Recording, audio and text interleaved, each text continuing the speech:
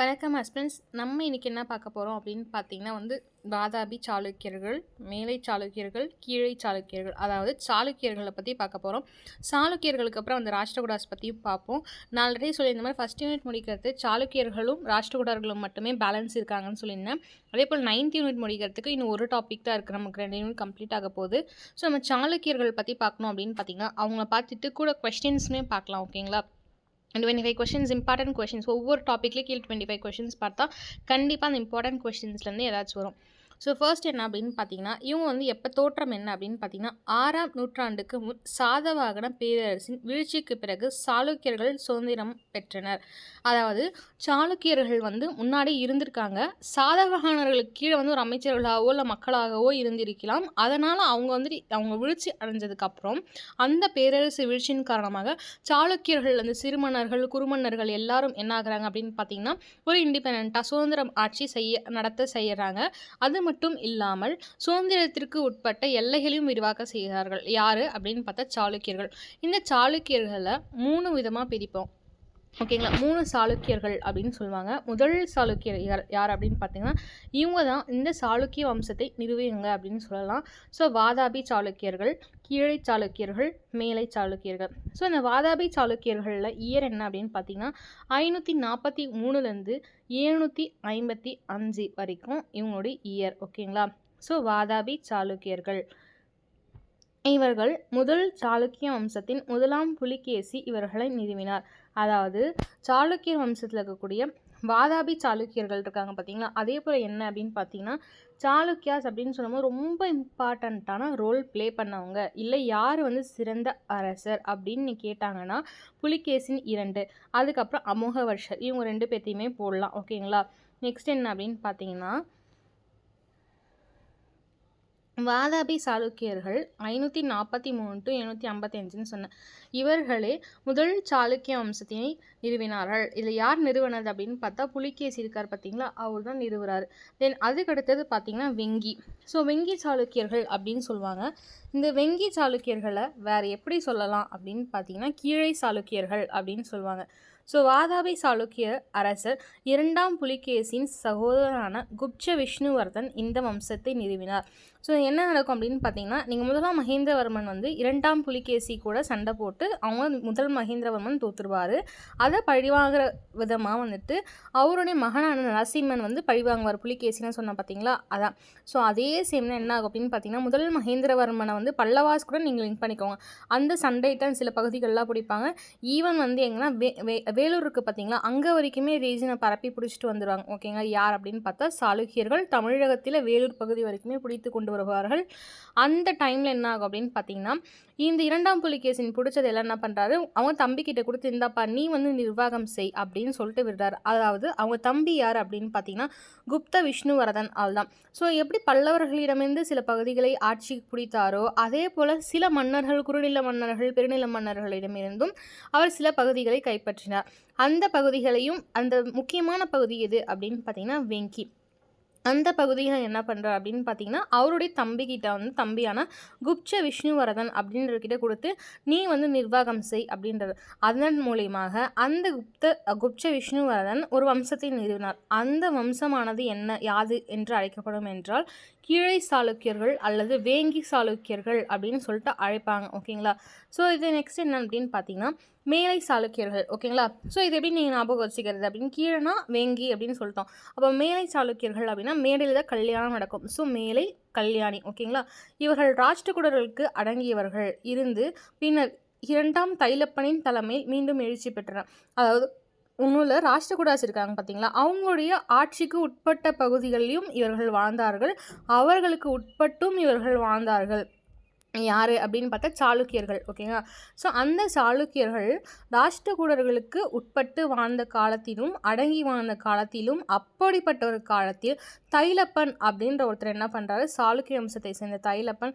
ஏன் அப்படின்னு பார்த்தீங்கன்னா நடுவில் என்ன ஆகும் அப்படின்னு பார்த்தீங்கன்னா அந்த control full of the control taken by Rashtrakutas. ஓகேங்களா? அந்த டைம்லேருந்து இவர் என்ன பண்ணுறாரு, இல்லை சாளுக்கிய வம்சம் இன்னுமே முடிவடையலை அப்படின்னு சொல்லிட்டு அவர் எப்படி சொல்கிறது எழுந்து வராரு. ஓகேங்களா? தைலப்பன் அப்படின்ற ஒருத்தர். அவரால் தான் கல்யாணி சாளுக்கியர்கள் அல்லது மேலை சாளுக்கியர்கள் அப்படின்ற ஒரு பேர் வரும். ஸோ அவர் தான் நிறுவார். ஓகேங்களா. ஸோ முதலாம் புலிகேசியால் நிறுவப்பட்டது வாதாபி சாளுக்கியர்கள். வேங்கி அல்லது கீழை சாளுக்கியர்கள் என கூறப்படும் சாளுக்கியர்கள் உருவாக்கப்பட்டது புலிகேசியின் தமக்கையானான விஷ்ணுவரதன். அதே போல் மேலை சாளுக்கியர்கள் அல்லது கல்யாணி சாளுக்கியர்கள் என்று அழைக்கப்படும் சாளுக்கியர்களை நிறுவியவர் யார் அப்படின்னு பார்த்தா 2ஆம் தைலப்பன். ஓகேங்களா.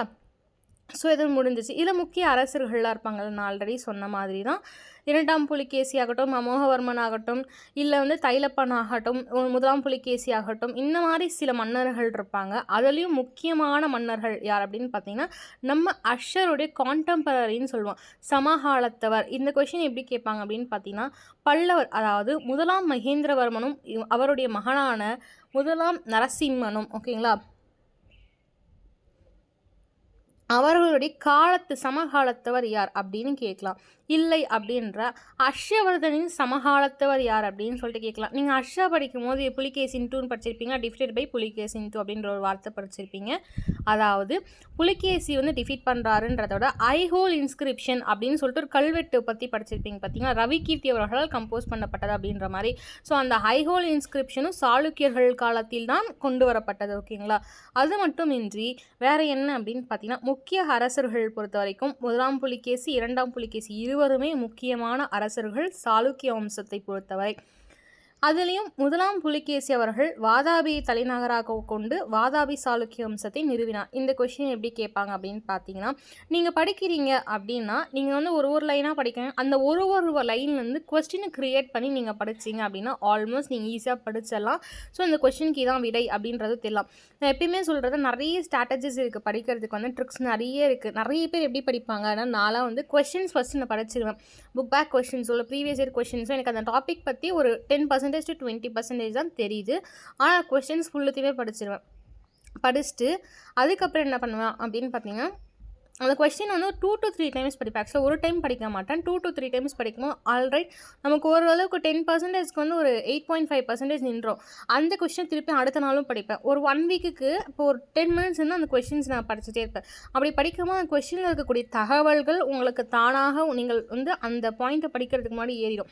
ஸோ அப்படி படிச்சுட்டு போய் நான் என்ன பண்ணுவேன் அப்படின்னு பார்த்தீங்கன்னா ஏதாவது ரொம்ப இன்ட்ரெஸ்டிங்காக ஏதாவது புக்ஸ் எல்லாம் இருக்கும் பார்த்தீங்களா, அந்த ஹிஸ்ட்ரி பற்றி ராஜகண்ணன் சார் எழுதியிருப்பார். அதே போல் பிபின் நிறைய பேர் எழுதியிருப்பாங்க ஹிஸ்ட்ரி. அந்த மாதிரி புத்தகங்களில் அதை பற்றிய தகவல் இருக்குது அப்படின்னு நம்ம படிக்கணும், படித்து மெமரி பண்ணணும், எக்ஸாம் பாயிண்ட் அப்படிலாம் இல்லை. சாதாரணமாக அந்த மாதிரி தகவல்கள் எதுவும் இருப்பினும் அப்படி இருக்கா அப்படின்னு சொல்லிட்டு படிப்பேன். ஸோ படிக்கும் போது ஓரளவுக்கு இன்ட்ரெஸ்ட்டாக இருக்குது. ஏன்னா நீங்கள் ஸ்ட்ரெஸ் எடுத்து படிக்கும் போது அந்த தகவல் நம்ம மூளையில் ஏறாது. ஏன் அப்படின்னு சொன்னால் எக்ஸாமுக்கு படிக்கணுன்றது ரொம்ப இம்பார்ட்டன்ட் தான். ஏன்னா நமக்கு இதான் லைஃப், இதான் நமக்கு மொத்த லைஃபு. நம்ம மொத்தமும் ஹார்ட் ஒர்க் ஸ்மார்ட் ஒர்க் பண்ணுறதே எக்ஸாம் கொஸ்டின் தான். அந்த டைம்லேயும் என்ன அப்படின்னு பார்த்தீங்கன்னா நான் சும்மா படிச்சுட்டு அப்புறம் தான் எக்ஸாம் டாப்பிக்குள்ளே வருவேன். ஸோ ஆல்மோஸ்ட் எனக்கு கொஸ்டின்ஸில் படித்தது நான் கொஸ்டின் சொல்கிறது புக் பேக்கோ இல்லை ப்ரீவியஸ் இயர் கொஸ்டின் தவிர நிறைய கொஸ்டின்ஸ் இருக்குங்க அந்த டாபிக்னால். இப்போ நானே பாருங்கள் சாளுக்கியர்கள் அப்படின்னா அதில் 25 கொஸ்டின்ஸ் நானே போடுவேன். இல்லை 50 கொஷின்ஸ் வேணால் 50 கொஷின் போடுவேன். ஸோ அப்படி இருக்கும் போது ஒரு டாப்பிக்கு 100-150 கொஷின்ஸ்னு சொல்லிட்டு தனியாகவே டைப் பண்ணி யாராச்சும் வச்சுருப்பாங்க. இல்லைனா நம்ம சீனியர்ஸ் இருப்பாங்க, இல்லை டீச்சர்ஸ் யாராவது அவங்கக்கிட்ட. ஸோ அவங்கக்கிட்ட அந்த மாதிரி நான் வாங்கி படிப்பேன். ஆக்சுவலாக ரொம்ப இன்ட்ரெஸ்டடாக இருக்கும் அந்த மாதிரி கொஷின்ஸ் படிச்சுட்டு அதுக்கப்புறம். ஏன்னா சில பேர் எப்படி படிப்பாங்கன்னா முழு தகவல்களும் தெரிந்து கொஷினை ஒரு ரிவிஷனாக யூஸ் பண்ணுவாங்க. ஓகேங்களா. ஸோ அந்த மாதிரியும் இருப்பாங்க. ஓகேங்களா. ஸோ 1ஆம் புலிகேசியோட கேபிட்டல் எது அப்படின்னு கேட்டாங்கன்னா வாதாபி. ஓகேங்களா. 2ஆம் புலிகேசி அஷருடைய சமகாலத்தவர், 1ஆம் நரசிம்மன் 1ஆம் மகேந்திரவர்மனின் சமகாலத்தவர். அதாவது 1ஆம் மகேந்திரவர்மனை தோற்கடித்தவரும் இந்த 2ஆம் புலிகேசி என்று கூறப்படுபவர். இவருடைய காலம் அப்படின்னு பார்த்தீங்கன்னா 609 642 வரைக்கும் இவருடைய காலம். அதாவது சாளுக்கியர்களில் மிகவும் புகழ்பெற்ற அரசர் யார் அப்படின்னு பார்த்தீங்கன்னா 2ஆம் சாளுக்கியர்கள் தான். இவரது வெற்றிகளை பற்றி, அதாவது யாரை பற்றி, 2ஆம் புலிகேசியுடைய வெற்றிகளை பற்றி கூறத்தான் ஐஹோல் கல்வெட்டு அப்படின்னு சொல்லுவாங்க. இதை யார் இந்த கல்வெட்டை புலவரான எந்த புலவர் எழுதுறாரு அப்படின்னு பார்த்தீங்கன்னா ரவி கீர்த்தி. அதாவது 2ஆம் புலிகேசியுடைய வெற்றியை பற்றி ஐஹோல் இன்ஸ்கிரிப்ஷன் வருது. அதை பற்றி எழுதுறவர் யார் அப்படின்னு பார்த்தீங்கன்னா ரவி கீர்த்தி. அதே போல் நான் ஆல்ரெடி சொன்னதான் வட இந்தியாவில் அரசரான ஹர்ஷவர்தனாவுக்கும் நம்மளோட இங்கே இரண்டாம் புலிகேசின் சாளுக்கிய வம்சத்தை சேர்ந்த இரண்டாம் புலிகேசினுக்கும் சண்டை வரும். ஸோ அந்த சண்டையை நம்ம ஏதாவது ஒரு உடன்படிக்கையில் ஏதாவது ஒன்று பேசி சமாதானமாக முடித்து கொள்ளலாம் அப்படின்றதுனால என்ன பண்ணுவாங்க, எல்லை கோடை பிரிப்பாங்க. எப்படின்னா நர்மதை நதிக்கரை இருக்குது பார்த்தீங்களா, அந்த நதிக்கரையில் வந்துட்டு நம்ம பிரிச்சுக்கலாம். ஆக்சுவலாக தோற்கடிச்சிருவார் இவர், எப்படி ஆக்சுவலாக தோற்கடிச்சிருவார்.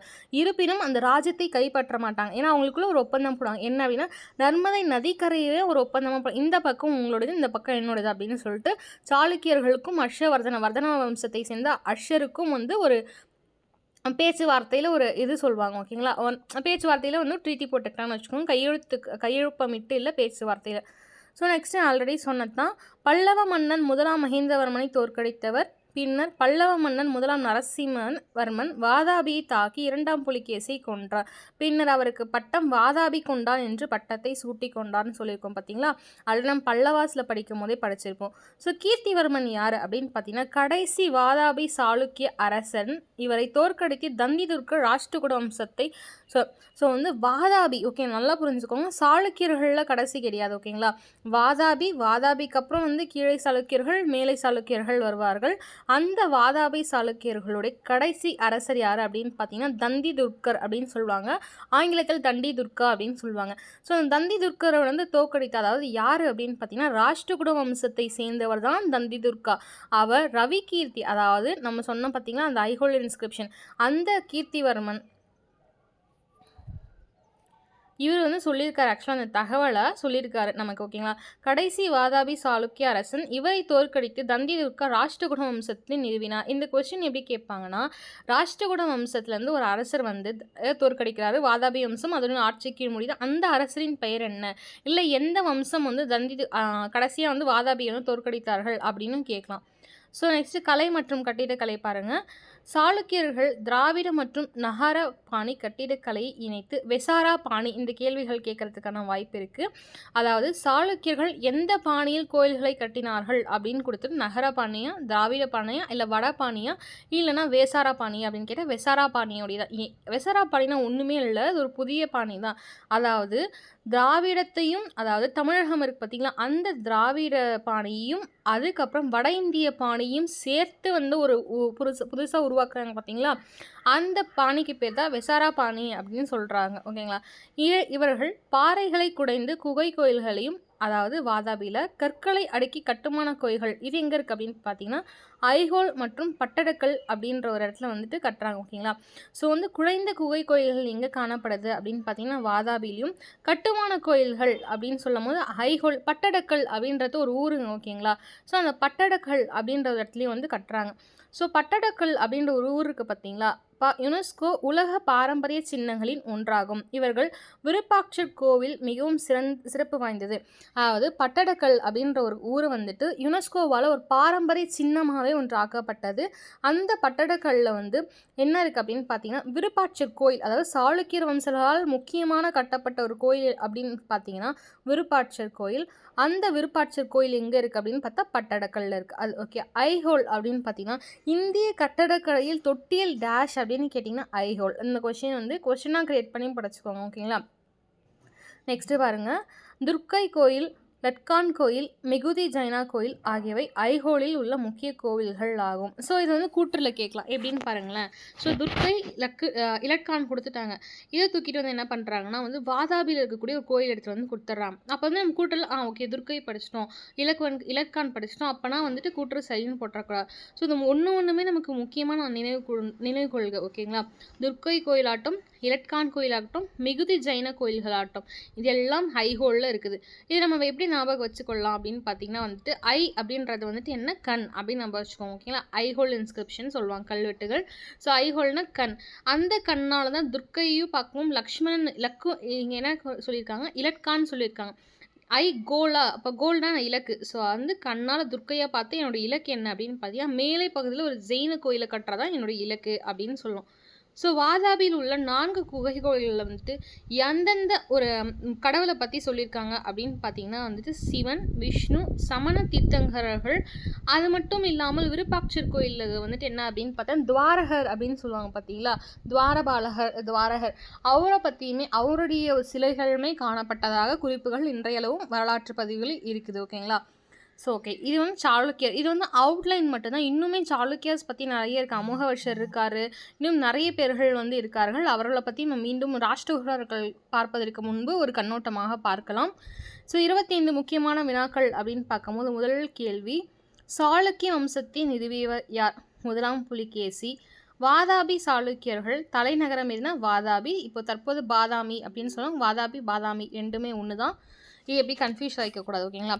ஸோ மூன்றாவது கேள்வி, சாளுக்கியர்கள் வரலாறு பற்றி அறிய உதவும் முக்கிய கல்வெட்டு எது அப்படின்னு கேட்கலாம்.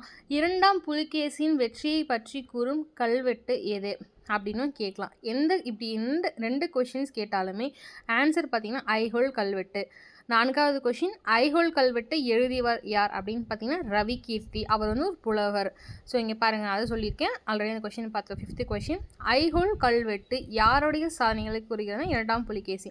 ஸோ வாதாபி கொண்டான் என்ற பட்டம் பெற்ற பல்லவ அரசன் யாருன்னா முதலாம் மகேந்திரவர்மனின் பையனாகிய அவருக்கு பழிவாங்கி, அதாவது அவர் கொன்றாரில் பார்த்தீங்களா இரண்டாம் புலிகேசி, அவரை பழிவாங்குவதற்காக சென்று இரண்டாம் புலிகேசியை கொன்று வாதாபிக்கே சென்று கொன்று பட்டம் பெற்றுக்கொண்டவர் தான் முதலாம் நரசிம்மவர்மன், ஓகேங்களா? ஸோ ஏழாவது கேள்வி, இரண்டாம் புலிகேசி எந்த அரசனை நர்மதை நதிக்கரையில் தோற்கடித்தார்? நான் சொன்னால் பார்த்தீங்கன்னா அந்த இடத்துல தோற்கடிச்சிருவார். இருப்பினும் அந்த இடத்த வந்துட்டு அவர் அஸ்வருடைய இடத்த ஆட்சி கொள்ளாமல் என்ன செய்கிறார்கள் அப்படின்னா ஒரு ஒப்பந்தம் போட்டுக்கொள்கிறார்கள் வாய் வழியாக. அந்த ஒப்பந்தத்தில் நர்மதை நதி வந்துட்டு ரெண்டு பேர்த்துக்கும் வந்து இந்த சைடு உங்களுக்கு இந்த சைடு எனக்கு அப்படின்னு சொல்லிட்டு பிரித்து கொள்கிறார்கள். அது ஒரு எல்லை, அதாவது அவங்களுடைய எல்லையாக வச்சு பார்த்துட்டாங்க, ஓகேங்களா? எட்டாவது கேள்வி, கீழை சாளுக்கியர்கள் தலைநகரம் எது அப்படின்னு பார்த்தா வெங்கி. அதை தான் சொல்லுவேன், வெங்கி சாளுக்கியர்கள் சொல்வார்கள், கீழை சாளுக்கியர்களும் சொல்வார்கள், மேலை சாளுக்கியர்களும் சொல்வார்கள், கல்யாணி சாளுக்கியர்களும் சொல்லுவாங்க, ஓகேங்களா?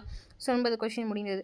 10வது கொஷின், இரண்டாம் புலிகேசிக்கு எதிராக போர் தொடுத்த பல்லவ மன்னன் யாருன்னா முதலாம் மகேந்திரவர்மனும் அவருடைய மகனான முதலாம் நரசிம்மவர்மனும். 11வது கேள்வி, சாளுக்கியர்களின் ஆட்சி காலத்தில் புகழ்பெற்ற அவை புலவர்னா ஸோ அதை பார்த்தோம். ஐஹோல் இன்ஸ்கிரிப்ஷன் அவர் தான் எழுதுறாரு, ரவி கீர்த்தி. ஸோ வந்து சாளுக்கியர் காலத்தில் கட்டப்பட்ட முக்கிய கோவில்கள் எந்தெந்த நகரத்துலன்னு கேட்கலாம். ஆல்ரெடி பார்த்துட்டா வாதாபியில். ஐஹோலுக்கு வந்து நம்ம ஆல்ரெடி பார்த்து துர்க்கை மற்றும் வந்து ஜைன கோவில்கள் அப்படின்னு சொல்லதை பார்த்தோம். உங்களுக்கு அது ஷார்ட்கட் கூட சொன்னோம். கோல்னு ஷார்ட் ஐ வச்சு கோல் ஞாபகம் வச்சுக்கோங்க. ரெண்டுத்துலேயுமே வரும் துர்க்கை. அப்புறம் மேலையில் ஜெயின கோவில் கட்டணும் அப்படின்றது. ஸோ பட்டடக்கல் அப்படின்றதுல யுனெஸ்கோ வந்துட்டு அங்கே பாரம்பரிய சின்னம் கொடுத்துருக்காங்க. அங்கே தான் விருப்பாட்சர் கோயில் வந்து இருக்குது. விருப்பாட்சர் கோயில் தான் சாளுக்கியர் வம்சத்துடைய ரொம்ப மிக சிறப்பு வாய்ந்த கட்டடக்கலைக்கான ஒரு எடுத்துக்காட்டு, ஓகேங்களா? ஸோ 13வது கொஷின், பட்டடக்கல் அமைந்துள்ள மாவட்டம் எது அப்படின்னு பார்த்தீங்கன்னா இன்னொரு விஷயம் சொல்ல மறந்துட்டேன். சாளுக்கியர்கள் அப்படின்னு சொல்லும்போது ராஷ்டிரகூடர்கள் சாளுக்கியர்கள் அப்படின்னும் போது கர்நாடகா பகுதியை சேர்ந்தவர்களாக இருப்பார்கள். அவர்களுடைய தாய்மொழி கன்னடமாகவே இருந்தது, ஓகேங்களா? ஸோ கர்நாடகா மாநிலம் பஹால்கோட் அப்படின்னு சொல்லுவோம் பார்த்தீங்களா, பாகல்கோட்டோட மாவட்டம் சேர்ந்தவர்கள் தான் வந்துட்டு பட்டடக்கல் அமைந்திருக்கக்கூடிய இடம், ஓகேங்களா? பாகல்கோட் பட்டடக்கல், ஓகே, பாப்பான்னு வருதா? ஸோ பட்டடக்கல் கோவில் யுனெஸ்கோ உலக பாரம்பரிய சின்னமாக அறிவிக்கப்பட்ட ஆண்டு எது அப்படின்னு பார்த்தீங்கன்னா 1987. ஸோ எப்போன்னு சொல்லுங்கள், 1987. ஸோ பட்டடக்கல் கோவில் யுனெஸ்கோ உலக, அதாவது விருப்பாட்சர் கோயில் இருக்குது பார்த்தீங்களா அது. ஸோ பட்டடக்கல்லில் உலக புகழ்பெற்ற திராவிட பாணி கோயில் இது. இந்த பாயிண்ட் நான் சொல்லலை பாருங்கள், நான் கொஸ்டினில் கேட்டிருக்கேன். ஸோ அதாவது நான் வந்து சொன்னேன் பார்த்தீங்களா வெசாரா பாணின்னு சொல்லிட்டு, அதாவது திராவிட நகர பாணியும் ப்ளஸ் வந்து வட இந்திய பாணியும் சேர்த்து தான் வெசாரா பாணின்னு சொல்லுவாங்க. ஆனால் திராவிட பாணி, அதாவது பல்லவர்கள் கட்டிய கோவில்கள், அதாவது காஞ்சி கைலாசநாதர் கோவில் இருக்குது பார்த்தீங்களா, அதை பார்த்துட்டு அதே மாதிரி வந்து நம்ம கட்டணும் அப்படின்னு கட்டின கோயில் தான் விருப்பாட்சர் கோயில். அந்த கல் திராவிட பாணியில் இருக்குது, ஓகேங்களா? அதாவது அந்த கல்லில் அந்த கோயில் வந்து திராவிட பாணியில் எதோடைய எடுத்துக்காட்டாக கட்டினாங்க அப்படின்னு பார்த்தீங்கன்னா கைலாசநாதர் கோயில், காஞ்சி கைலாசநாதருடைய கோயிலை வந்துட்டு வச்சு தான் கட்டியிருப்பாங்க, ஓகேங்களா? ஸோ 16வது கேள்வி, வாதாபி சாளுக்கியர்களின் ஆட்சி முடிவு கொண்டு வந்த வம்சம் எதுனா ராஷ்டிரகூடர்கள், ஓகேங்களா? இரண்டாம் புலிகேசின் அவைக்கு வந்த பாரசீக தூதுவர் யார் அப்படின்னு பார்த்தீங்கன்னா இரண்டாம் குஸ்ரு. அப்புறம் இன்னொரு விஷயம் என்ன அப்படின்னு பார்த்தீங்கன்னா அவர்கள் திராவிட பாணியை வந்துட்டு ஃபாலோ பண்ணுறாங்க. நெக்ஸ்ட்டு வந்துட்டு வட இந்திய பாணியை ஃபாலோ பண்ணுறாங்க. நெக்ஸ்ட்டு பாரசீக பாணியையும் ஃபாலோ பண்ணுறார்கள். அந்த வெசாராவில் பாரசீகமும் கலந்திருக்கும். ஏன் அப்படின்னு பார்த்தீங்கன்னா அந்த இரண்டாம் புலிகேசின் அவைக்கு வந்த பாரசீக தூதுவர் இருக்கார் பார்த்தீங்கன்னா, அதாவது இரண்டாம் குஸ்ரு. இதை பேர் எங்கே கேள்விப்பட்ட மாதிரி இருக்கா? குஸ்ருன்ற பேர், ஆமாம், அமீர் குஸ்ரு. நெக்ஸ்ட் ஷாஜகானுடைய பேர், ஓகே. அந்த வந்து இரண்டாம் குஸ்ரு வந்ததுனால அவர்கள் வந்து ஓவியம் திட்டியதும் அவர்கள் கட்டடக்கலை பற்றி விளக்குவது பற்றி கூறியும் அவர்கள் அந்த பாணியில் சேர்த்துக்கொண்டார்கள். பாரசீக பாணியும் வந்து சாளுக்கியர்களுடைய காலத்தில் இருந்தது அப்படின்னு சொல்லலாம். ஸோ சாளுக்கியர்களின் காலத்தில் பிறகு ஆட்சிக்கு வந்தவர்களான ராஷ்டிரகூடாஸ் தான். ஏன்னா தண்டிதுர்கா அப்படின்றது தான் ஆட்சி முடிச்சு விடுவாங்க. ஸோ 19வது கேள்வி, இந்திய கட்டிடக்கலை தொட்டில் எது அப்படின்னா ஐஹோல். சாளுக்கியர்கள் கட்டிய புகழ்பெற்ற சமண கோயில் எது? ஸோ அந்த கோயில் வந்து மேகுடி ஜைன கோயில்னு சொன்னோம் பார்த்தீங்களா முன்னாடி, எங்கே அப்படின்னு பார்த்தீங்கன்னா வந்து நம்மளுடைய இதில் இருக்கிற கோயில், அதாவது வாதாபியிலும் ஐஹோல், அதாவது இந்த கோயில் வந்து வாதாபியில் வந்து விருப்பாட்சர் கோயில் இருக்குது, ஐஹோலில் வந்து மேக்குடி ஜைன கோயில் இருக்குது. இது ஜெயினம் சமணம் அப்படின்னு வந்துடுறதுனால நம்ம வந்து பெருசாக கன்ஃபியூஷன் ஆக மாட்டோம். 21வது கொஷின், சாளுக்கியர்களின் முக்கிய துறைமுகம் எதுனாலும் பட்டடக்கல் தான். ஓகேங்களா? ஸோ சாளுக்கிய மன்னன் முதலாம் விக்ரமாதித்தன் யாருடைய மகனாவார் அப்படின்னு பார்த்தீங்கன்னா, முதலாம் விக்ரமாதித்தன், நல்லா நோட் பண்ணிக்கோங்க, முதலாம் விக்ரமாதித்தன் 2ஆம் புலிகேசினுடைய மகனாவார். 23வது கொஷின், பல்லவ சாளுக்கிய போர் எந்த மன்னர்களின் காலத்தில் நடந்ததுன்னா அதாவது பல்லவ சாளுக்கியனா பல்லவர், அப்போ யாரோ ஒருத்தர் தான். அப்போ மகேந்திரவர்மனை கொன்னுட்டார், அதுக்கப்புறம் ஒரு போர் நடந்திருக்கு. அந்த போர் நரசிம்மவர்மனும் 2ஆம் புலிகேசினுக்கு. அந்த போரில் வந்து நம்ம 2ஆம் புலிகேசி, பல்லவர்களை சேர்ந்த 2ஆம் புலிகேசி வந்து பல்லவர்களை சேர்ந்த நரசிம்மவர்மன் வந்து சாளுக்கிய வம்சத்துடைய 2ஆம் புலிகேசன் தோற்கடிப்பார். அதனால் வாதாபின்ற இடத்துல தோற்கடிப்பார், வாதாபி கொண்டார் அப்படின்ற ஒரு இடமும் வந்துட்டு பேரும் வந்து எடுத்துப்பார். 24வது கொஷின், சாளுக்கியர்களின் கோயில் கட்டுமான பணி வெசாரா பணி. ஓகேங்களா? சாளுக்கியர்களின் கடைசி அரசர் யாருன்னா 2ஆம் கீர்த்திவர்மன். அந்த 2ஆம் கீர்த்திவர்மனையே தோற்கடித்த தண்டிதுர்கர் ராஷ்டிரகூட வம்சத்தை நிறுவுவார். ஓகேங்களா? ஸோ இதோட முடிஞ்சிச்சு. ஓகேங்களா? நெக்ஸ்ட்டு வந்து ராஷ்டிரகூடர்கள் பற்றி பார்ப்போம். ஓகேங்களா? இது ஜஸ்ட் அவுட்லைன் தான், சும்மா ரிவைஸ் பண்ணிக்கோங்க. அந்த கொஸ்டினுக்காக நான் சொல்கிறேன். ஓகேங்களா? கொஸ்டின் வந்து இம்பார்ட்டண்ட்டாக இருக்கும். நெக்ஸ்ட் அமோக வருஷத்தை பற்றி ஒரு தனி ஒரு 5 மினிட்ஸ் வீடியோ பார்க்கலாம். ஓகேங்களா? Thank you friends.